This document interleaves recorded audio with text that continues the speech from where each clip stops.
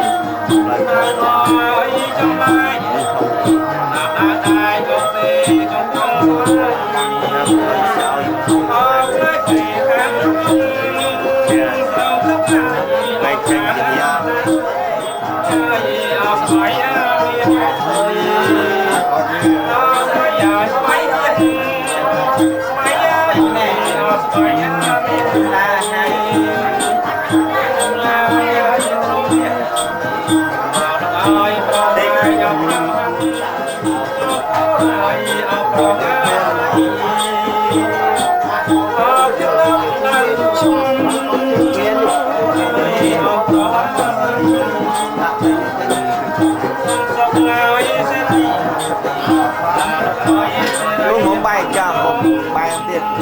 bên này nhâm đây đua đó Hãy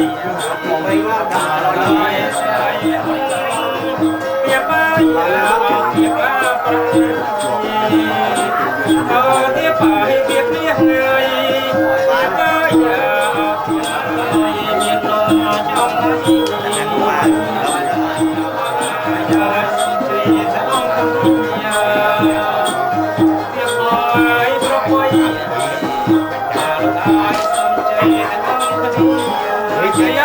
để